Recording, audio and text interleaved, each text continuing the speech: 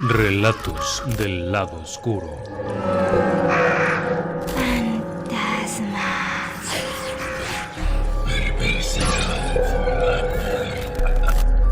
Relatos del lado oscuro.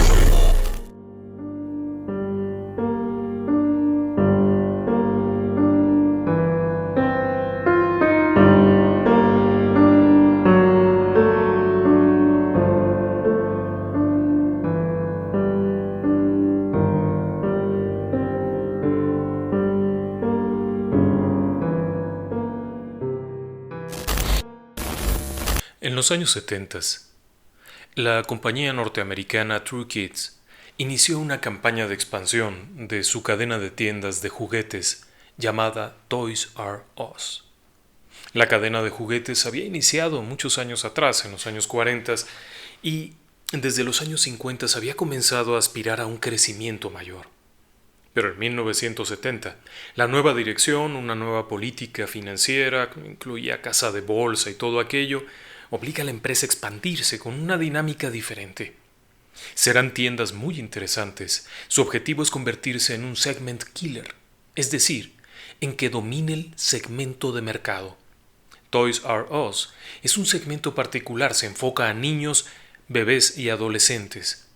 Son tiendas cómodas, bonitas, llenas de cosas. Tienen desde juguetes, libros, revistas, algunos muebles, algo de ropa, artículos para fiesta, lo que se necesite. Pero además ofrecen algunos servicios extras. Por ejemplo, usted puede llegar y probar un juguete.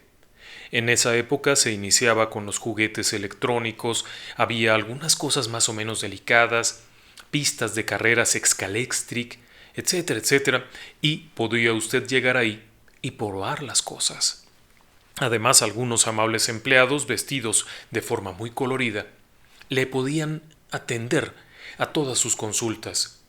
Toys R Us era una especie de autoservicio. Uno agarraba un carrito, comenzaba a caminar por un pasillo y, si tenía una duda, en cualquier momento podía llamar a un empleado. Era diferente a una juguetería tradicional en donde hay un mostrador y un empleado va a ir a buscar lo que usted le pide. Aquí usted mismo lo veía, con la ventaja de que podía probarlo. Podía ir a una mesa en donde había varios juguetes y podía usarlos. Era incluso una forma de paseo de fin de semana. Uno podía ir allá, tomar una nieve, tomar un helado, lo que fuera, caminar un rato por la tienda, probar algún juguete novedoso, etc. Esto hizo que la tienda comenzara a crecer muy fuertemente.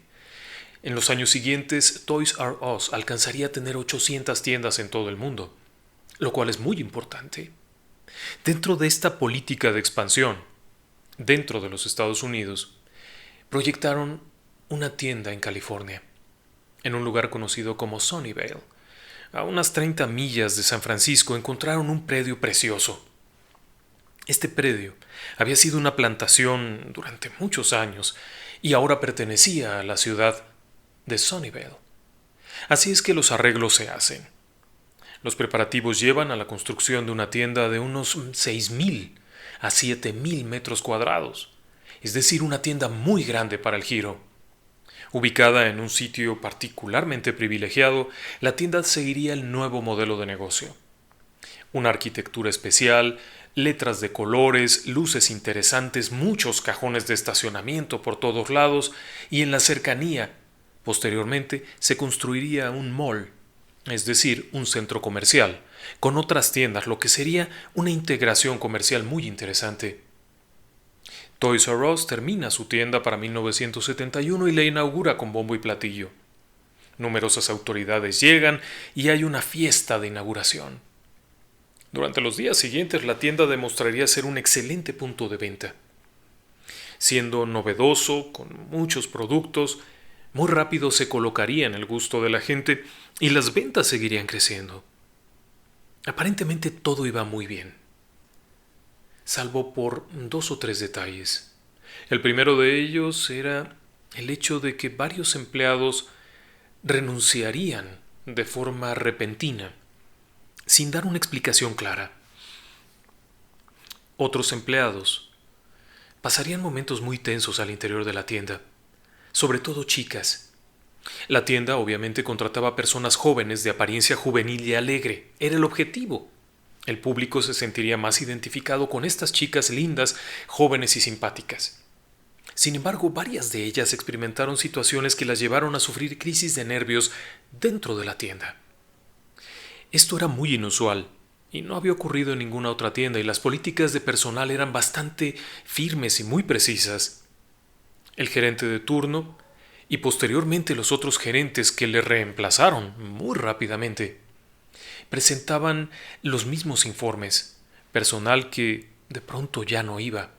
Personal que en medio de una jornada laboral, sobre todo por las tardes, estallaba en nervios y pedía permiso de retirarse. ¿Pero qué era lo que ocurría ahí? Eso era un interrogante. Los reportes que enviaba la gerencia simplemente señalaban las ausencias y las desapariciones de los empleados que no volvían. Pero no se atrevían a dar una explicación, porque en realidad lo que ahí ocurría es que la tienda estaba encantada. Sí. A decir de varios de los empleados, la tienda tenía un problema de fenómenos paranormales que se volvían muy inquietantes, hasta el punto de provocar que algunos de estos jóvenes optaran por no volver al lugar. Aquello no podía incluirse en un reporte, obviamente, pero los fenómenos que vivían estas personas eran muy variados. Incluso la propia gerencia, los administrativos, llegaron a experimentar momentos muy tensos ahí. Los fenómenos iban desde cosas tan simples como que al caminar por un pasillo, varios objetos cayeran sin que nadie los tocara, que durante la noche, al haber dejado perfectamente ordenados los pasillos, amanecieran cientos de objetos caídos en el suelo, algunos de ellos apilados de formas muy caprichosas, otros totalmente invertidos de lugar. Esto ocurría sobre todo con las pelotas. En la isla de pelotas, no era raro ver que, antes de cerrar la tienda, las pelotas estuvieran en su lugar ordenadas por colores, que era la política comercial, y sin embargo al día siguiente, al amanecer, las pelotas estuvieran alternadas.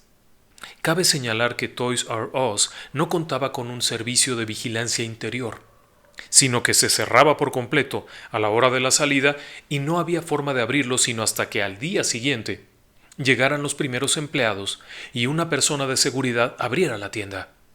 De tal manera que por la noche no había nadie dentro, salvo que hubiera intrusos que se hubieran colado por algún lado, pero la tienda contaba con diversos sistemas de seguridad y estaba en un lugar muy patrullado. Por otro lado, no faltaba nada. Los destrozos realmente no eran graves, simplemente había cosas revueltas. Y entonces comenzaron las quejas. Las quejas eran extrañas. Una tarde, una joven empleada se encuentra recogiendo objetos que están fuera de lugar o que tienen problemas de etiquetado y demás. Los pone en un carrito y los lleva hacia la parte de atrás de la tienda, en donde está el almacén, en donde están las zonas de etiquetado. Conforme va avanzando, la joven declararía haber escuchado su nombre con toda claridad, pronunciado por una voz masculina. La voz había sonado exactamente a la altura de su oído, lo que la obliga a voltear para ver de qué se trataba, y se da cuenta que está completamente sola. Mientras está tratando de averiguar quién es el que le está hablando, siente una mano que se introduce entre sus cabellos, una chica con el cabello largo, y acaricia la cabellera de aquella joven, lo que le provoca un estallido de nervios que la obligaría a ausentarse durante algunos días. Cuando fue entrevistada por la gerente de turno, declararía aquello, pero no era lo único. Varios otros jóvenes comenzaron a reportar sucesos similares, en donde alguien pronunciaba su nombre, una voz masculina, fuerte y clara. Pero en otras ocasiones las agresiones eran diferentes. El contacto con el pelo parecía ser una obsesión de aquella presencia que solía tocar el pelo de las mujeres. Pero también llegaba a molestar a los hombres, por ejemplo, en el baño. Azotaba cosas, les atoraba la puerta del baño. La situación seguía creciendo, pero obviamente la administración de aquella tienda no se atrevía a reportarlo a la administración regional. ¿Cómo explicar que tu tienda, que te han confiado, en donde estás teniendo excelentes ventas y estás haciendo un gran trabajo, está embrujada? ¿Qué te van a decir? ¿Qué puedes resolver? Tal como lo declararía uno de los gerentes. ¿Qué podía yo decir? Simplemente no había nada que hacer. Pero los problemas siguieron. De pronto, ya no solamente se trataba de alguna empleada esporádica, sino también de algún cliente. Sobre todo al caer la tarde, comenzaron a ocurrir momentos tensos en donde un niño comenzaba a llorar muy espantado cuando varios objetos habían caído de los anaqueles justo encima de él. O, por ejemplo, cuando al intentar jugar con algo, ese juguete se había alejado rápidamente o incluso habían sido empujados y habían caído. Uno de los empleados administrativos que se encontraba en un semipiso en una especie de tapanco vivió una experiencia aterradora cuando al bajar las escaleras, una fuerza que no podía ver lo empujó de regreso y posteriormente lo derribó. No podían verlo, pero tampoco había alarmas, y los fenómenos fueron creciendo cada vez más hasta volverse demasiado intensos y demasiado frecuentes. Durante la noche, cuando estaban a punto de cerrar la puerta y salir de ahí, no era extraño ver cómo comenzaban a caer cosas, deliberadamente. Entonces aquello se volvió un tema que fue llegando más y más. Una de las personas que escuchó acerca de estos temas extraños fue la historiadora local, Antoinette May. Antoinette sabía la historia de este territorio, de esta región en particular y muy específicamente del punto donde estaba ubicado Toys R Us de Sunnyvale. Se enteró de todo aquello cuando dos jóvenes empleadas acudieron a la biblioteca local buscando información histórica. Las chicas lo que querían era saber acerca del fantasma, quién era el fantasma, cómo era el fantasma. Por supuesto que a pesar de que los administrativos de la tienda procuraron no hablar de esto con sus superiores, las historias de empleados que habían renunciado y que habían escapado de la tienda por el temor a los fenómenos permeó hasta llegar a los medios, y muy pronto los periódicos locales comenzaron a publicar noticias acerca de los fantasmas de Toys R Us, lo cual inmediatamente prendió las alarmas. ¿De qué se trata esto? Había pasado un par de años cuando los fenómenos se habían intensificado. Durante algún tiempo trataron de mantenerlo, pero para 1976 las cosas estaban fuera de control, los medios habían hecho de las suyas. Y de hecho, en 1978 el programa Lo Increíble solicitó permiso para grabar un programa especial dentro de la tienda. Por increíble que parezca, los ejecutivos de Toys R Us aceptaron de buen agrado. Aunque usted no lo crea, consideraron que un documental acerca de su tienda embrujada sería un excelente promocional para su venta de juguetes de Halloween. Y por supuesto, muchos consideran que por eso esta historia no es cierta. No, el fenómeno había comenzado prácticamente desde la propia construcción de la tienda. Pero en 1978, una cadena de televisión norteamericana que producía el programa Lo Increíble contrata a la medium Sylvia Browne.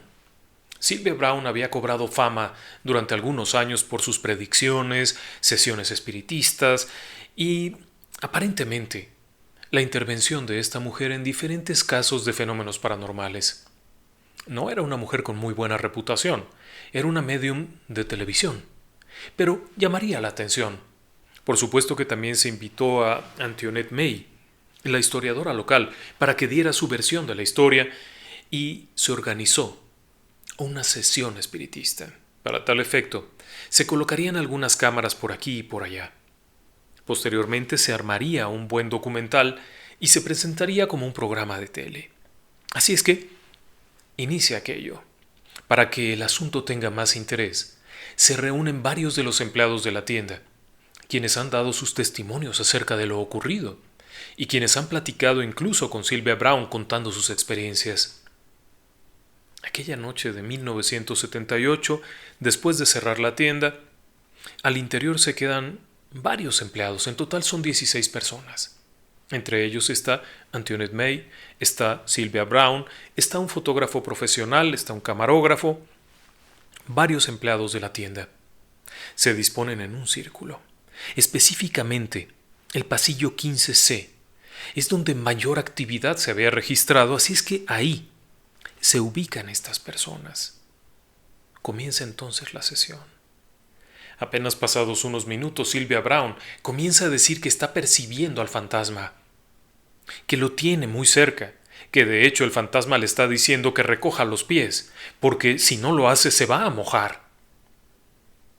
Posterior a esto, ella comienza a preguntarle quién es y por qué está ahí. Ella declararía, Sylvia Browne, que el nombre del fantasma era Jan Johnson o Johnny Johnson o algo así. Y posteriormente haría una serie de declaraciones muy interesantes acerca de la identidad de este tipo, asegurando que Johnny había muerto en ese lugar desangrado en 1884, cuando, de alguna forma, en un accidente había resultado herido en una pierna y se había desangrado. Durante años, había estado enamorado de Beth, una mujer que aparentemente era la hija del dueño de la plantación y por ello tras la muerte se había quedado arraigado en ese sitio. Durante esa famosa sesión se tomaría una inusual fotografía. Ahora mismo la tiene usted en su pantalla. Esta fotografía representa a las personas que están en la sesión. Fue tomada con una película especial de calidad infrarroja y de alta velocidad, y al fondo, ahora mismo circulado en un óvalo, se encuentra una figura que todos los asistentes insistieron en asegurar que no estaba ahí. Paralelamente y al mismo tiempo se tomó otra fotografía desde una cámara con una película de 35 milímetros alta velocidad, la cual no registró la presencia de ese individuo que se ve recargado ahí. A decir de Sylvia Browne, ese es el fantasma de Jan Johnson, quien está atrapado en ese lugar porque no puede dejar de pensar en su amada Beth. Tras la sesión y presentar el programa, Sylvia Browne, esta medium norteamericana, aseguraría que este hombre estaba tan enamorado de la hija del dueño que no había podido sobreponerse, y que de hecho cuando ella le dijo «estás muerto, tienes que seguir tu camino», la respuesta fue «no me digas que estoy muerto o no vuelvo a hablar contigo». De acuerdo con lo que Sylvia Browne declararía, ella intentó hacerle ver a este individuo que su destino era seguir adelante y buscar la luz, en lugar de quedarse atrapado ahí, pero este tipo estaba necio con ello. Posteriormente, en una segunda sesión, Sylvia Browne aseguró que le incomodaba la presencia de los niños, sobre todo aquellos que resultaban particularmente ruidosos y molestos. De igual forma, se sentía especialmente atraído por las chicas de cabello largo, rizado, y en ocasiones solía tirar las cosas que le estorbaban. A decir de Sylvia Browne, el fantasma seguía pensando que se encontraba en una especie de granja en la que cruza un río y en la que sigue trabajando, cuidando sus hortalizas. Por ello, cuando vio a Sylvia Browne, le sugirió recoger los pies porque se iba a mojar. Justo a un lado cruzaba un arroyo. A decir de Antoinette, la historiadora local, efectivamente en los registros antiguos, el punto exacto en el que se encontraban sentados esa noche era el cruce de un arroyo. Tenía sentido. Sin embargo, había un problema. Sylvia Browne nunca fue muy confiable. Muchas personas consideraban que sus testimonios no solamente no eran válidos, sino más bien inventados.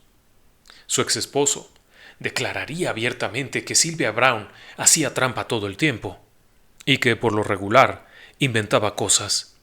Así es que la historia de Toys R Us se volvió bastante mediática y al mismo tiempo bastante criticada. La gran mayoría de las personas consideraba que era un fraude, aunque para muchos empleados aquello no era un fraude sino algo real. Tras la partida de aquellas personas, de Sylvia Browne, de su comitiva, los fenómenos siguieron. Invariablemente, hasta el punto en el que se acostumbraron a esto. Durante la contratación de los empleados se les comentaba sobre ciertas cosas que podían llegar a darse en la tienda. Tenían oportunidad de platicar con otros empleados para que supieran que podían llegar a enfrentar este tipo de fenómenos, pero que no eran agresivos. De hecho, el querido Johnny, el fantasma, resultaba ser poco agresivo, sino más bien una figura nostálgica. La imagen que se puede ver ahora mismo revelaba eso. Una figura nostálgica, un individuo recargado, triste, apático. Pero había problemas con la historia de Sylvia Browne. y problemas graves. Cuando Sylvia Browne declaró que el fantasma era este sujeto y que había muerto en 1884, sin poder despedirse de su amada Beth, la realidad es que había problemas porque Beth había muerto en 1875 y no era conocida como Beth. Hay que remontarse un poco atrás en el tiempo. La propiedad tenía una historia muy larga. En sí misma tenía una historia bastante macabra. Toys R Us se construyó sobre una propiedad que originalmente había pertenecido a la Rancho Pastoría de los Borregos o de las Borregas, una propiedad española. En 1844, Martin Murphy y su esposa habían llegado de alguna parte del norte, tras cruzar las montañas en carreta, y habían ocupado esta propiedad, una gigantesca extensión de 6.000 acres. Ahí habían fundado una especie de plantación, huerto, tierras de cultivo, conocida como Bayview. Al centro de esta propiedad habían construido una preciosa casa, una casa de madera al estilo norteamericano. Los Murphy tenían ni más ni menos que 8 hijos. Cuando nació la bebé Elizabeth Murphy, esto ocurrió mientras viajaban en carreta. Venían llegando hacia California cuando nace la bebé y a los días siguientes que salen de ahí, la bebé cae al río. Se les cae del caballo en el río Yuba. De ahí que la niña se llamara Elizabeth Yuba Murphy. Era conocida por todos como Lizzie y era una mujer muy agradable. Lizzie vivía en esa casa, justamente a unos metros de donde se construye Toys R Us. La familia Murphy ocuparía aquello durante muchos años, hasta que en los años 50 del siglo XX la familia se disipa totalmente, las propiedades se venden y el lugar donde estaba la antigua casa es ocupado para construir Toys R Us. La historia que contaba Sylvia Browne puede no ser precisa. De hecho, es muy probable que ella misma haya investigado previo a hacer la famosa sesión y haya ocupado la información. Sin embargo, lo que es muy intrigante es que a pesar de todo esto, sí hubo una serie de sucesos que corroboraban que ahí podía haber un fantasma. Primeramente, la familia Murphy había tenido todo tipo de tragedias. El hijo mayor había muerto de tuberculosis dentro de la propiedad en una pequeña cabaña que se encontraba a un lado de la casa. Para no contagiar a los demás le habían habilitado este espacio en donde encontró la muerte. Elizabeth Murphy contraería matrimonio con un sujeto de apellido Taffy en 1863 y se mudarían a vivir muy cerca de ahí. Sin embargo, la suerte no estaba de su lado porque apenas unos años después, en 1869, Taffy muere de tuberculosis, estando en la casa de los Murphy, a unos metros de donde se construiría Toys R Us. Pero la historia no termina ahí. Algún tiempo después, el cuñado de Elizabeth se encontraba trabajando en un pozo que se encontraba precisamente en el lugar de construcción de Toys R Us. El sujeto, aparentemente, bajo un descuido de alguna naturaleza, entra al pozo y encuentra la muerte ahí.